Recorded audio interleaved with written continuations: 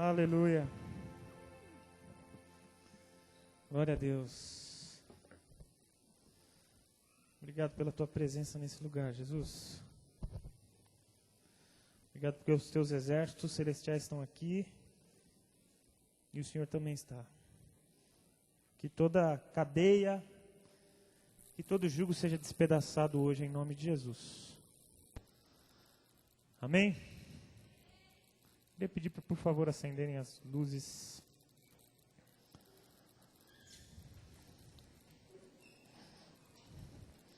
Se ficar assim, finalzinho de acampamento, vão ter muitos irmãos arrebatados pelo sonho aí.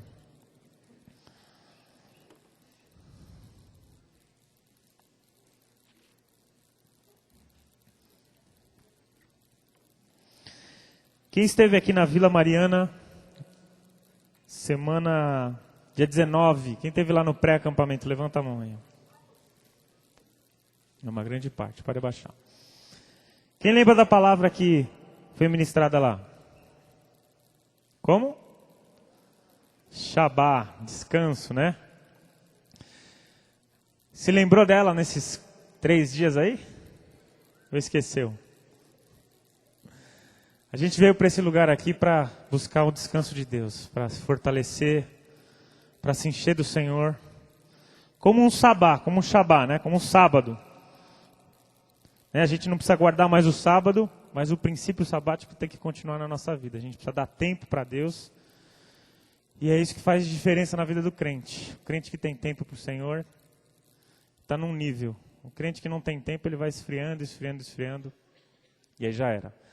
Bom, estou encarregado hoje de falar com vocês sobre a cruz.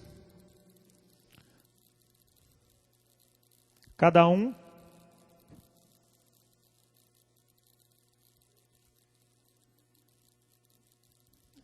tome a sua cruz. Mateus 16, põe aí para mim, 24. Texto chave do...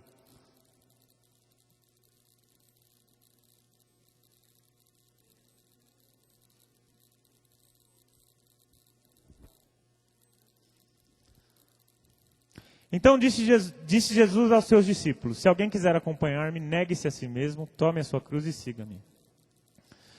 Eu vou falar um pouco hoje com vocês sobre tome a sua cruz. A gente está falando isso os 4 dias, então é impossível você não caminhar por todo esse versículo e pelo contexto do que Jesus está dizendo aí.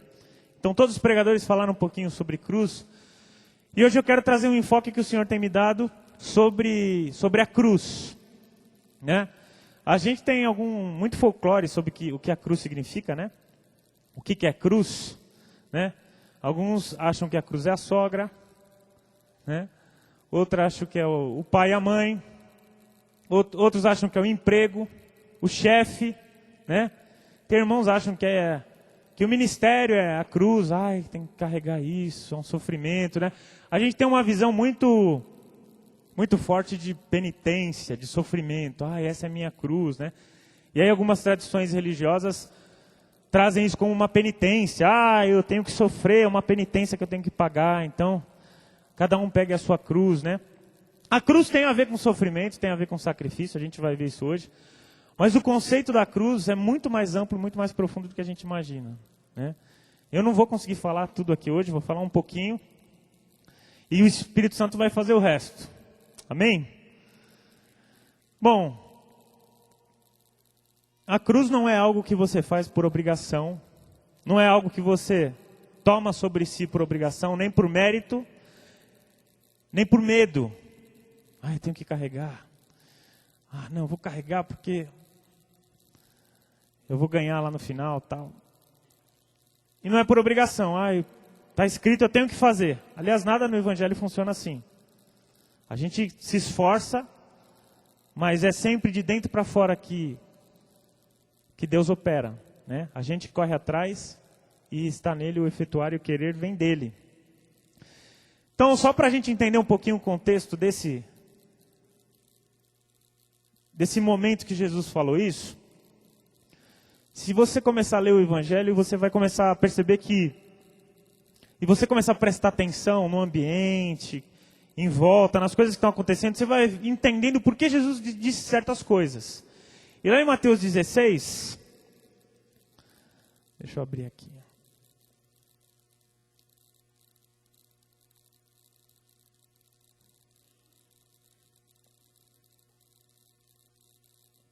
Mateus 16, no comecinho de Mateus 16, abre sua Bíblia aí, por favor. Quem está sem Bíblia, pede ajuda para o irmão que está do lado aí. Vê se tem alguém sem Bíblia do seu lado. Falei, irmão, cadê sua Bíblia? Cadê sua espada?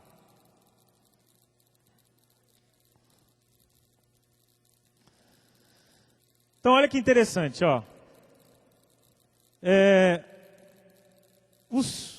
Tinha uma turminha lá da pesada, bem religiosa, que adorava perseguir Jesus, os fariseus e os saduceus, e eles estavam sempre na cola de Jesus para tentar pegar alguma falha dele. E esses caras, muitas vezes eu creio que eles ficavam em dúvida se Jesus era o Messias ou não, né? Eu acho que eles não queriam, né, pelo que a gente entende da palavra. O Messias que eles esperavam não batia com o que Jesus era. Então eles viviam um conflito interno ali, e eles estavam sempre tentando achar um motivo para desqualificar Jesus. E aí no comecinho do capítulo 16, você vê os fariseus e saduceus pedindo um sinal para Jesus. Ó, me dá um sinal aí. O que eles estão falando? Ó, já que você é um Messias, prova aí. Jesus fala, não vou provar nada. A única prova que eu vou dar é o sinal de Jonas. Então você vê dentro do contexto desse capítulo, que Jesus já estava respondendo quem ele era. Né? Depois ele explica um pouquinho para os discípulos quem eram os fariseus, né? Para tomar cuidado com o fermento dos fariseus e dos saduceus. E depois ele pergunta para os amigos dele, a gente já viu isso aqui. E aí, gente, os discípulos, os caras mais próximos, quem as pessoas dizem que eu sou? Eu vou lembrar aqui, a gente falou disso já, mas uns dizem que ele é o Cristo, lá no 16. No 14. Alguns dizem que é João Batista, outros Elias e ainda outros Jeremias ou um dos profetas. E você? Perguntou ele. Quem vocês dizem que eu sou? E Simão Pedro respondeu. Tu és o Cristo, o Filho do Deus vivo. Respondeu Jesus. Feliz é você, Simão, filho de Jonas, porque isto não lhe foi revelado por carne ou sangue, mas por meu Pai que está nos céus. Eu lhes digo que você é Pedro e sobre esta pedra edificarei a minha igreja e as portas do Hades ou do inferno não prevalecerão sobre ela. Eu lhe darei as chaves do reino dos céus, e o que você ligar na terra terá sido ligado nos céus, e o que você desligar na terra terá sido desligado nos céus. Então advertiu os seus discípulos a não contassem a ninguém que ele era o Cristo. Quer dizer, os caras descobriram que ele era o Cristo, mas Jesus tinha uma estratégia, ó, não conta para ninguém. A gente não vai falar disso, mas é um fato interessante. E aí Jesus começa a falar o que vai rolar com ele. Ó. Desde aquele momento Jesus começou a explicar aos seus discípulos que era necessário que ele fosse para Jerusalém e sofresse muitas coisas, nas mãos dos líderes religiosos, dos chefes dos sacerdotes e dos mestres da lei, e fosse morto e ressuscitasse no terceiro dia. Então Pedro, chamando-o à parte, começou a repreendê-lo e disse, nunca, Senhor, isso nunca te acontecerá. Em outras traduções ele fala assim, tem compaixão de ti, Jesus. Né? Quem tem essa tradução aí?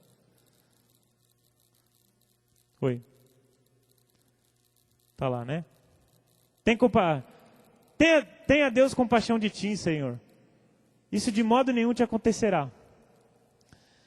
E aí Jesus dá aquela sapatada no Pedro, né? Fala, Jesus virou-se e disse a Pedro, para trás de mim, Satanás.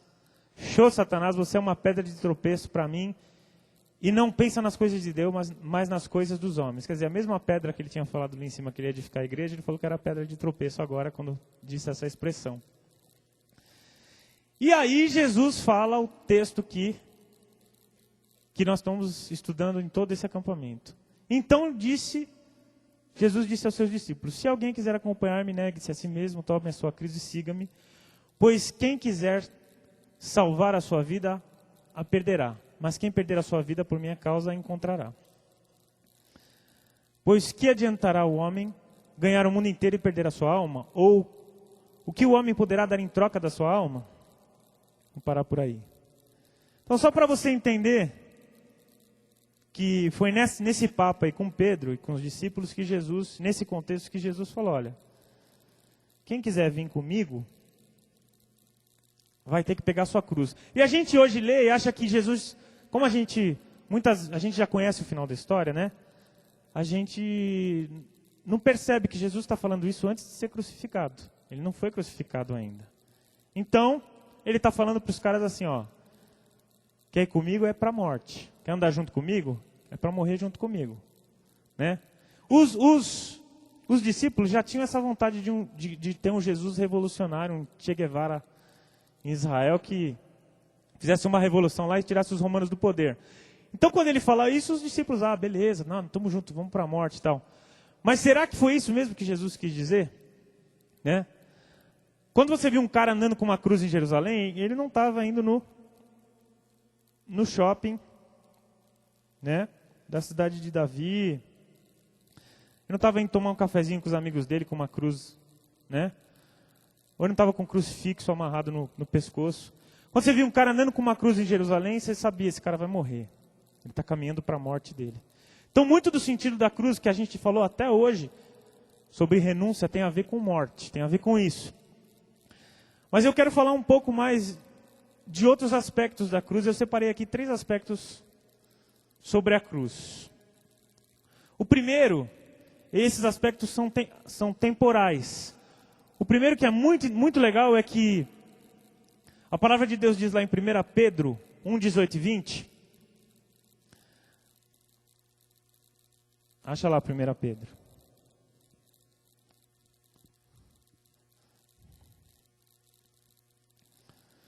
Está aí? Pois vocês sabem que não foi por meio de coisas perecíveis como prata e ouro que vocês foram redimidos, da sua maneira vazia de viver, transmitida por seus antepassados, mas pelo precioso sangue de Cristo, como de um cordeiro sem mancha e sem defeito, conhecido antes da criação do mundo, revelado nestes últimos tempos em favor de você. Então existe um aspecto da cruz que a gente vai compreendendo e aplicando à nossa vida. Para a gente entender qual é a nossa cruz, porque quando Jesus fala, tome a sua cruz, ele está falando da nossa. Né? A dele ele vai pegar. Ninguém pode pegar a cruz de Jesus. Ele é o único que pode segurar aquela cruz. Mas a cruz dele é uma referência para a gente. Então se a gente observar com atenção, a gente vai pescar isso.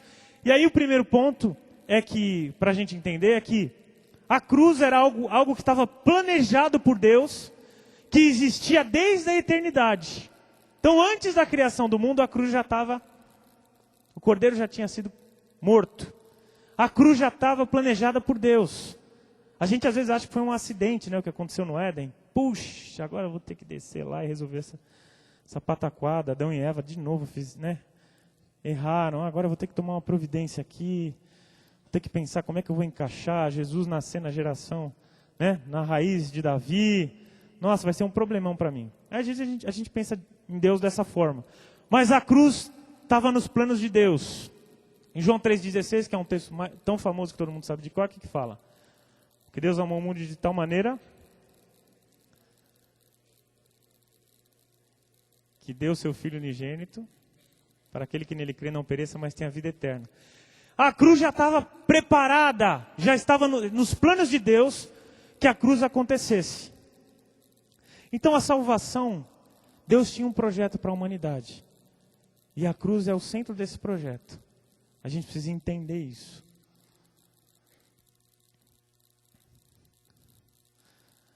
Como Jesus viveu isso, né?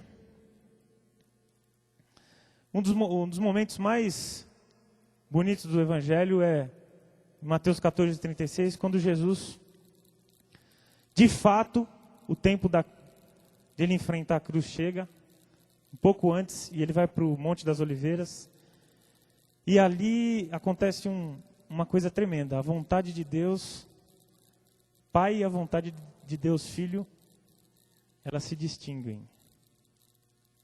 E Jesus fala o que para o Pai?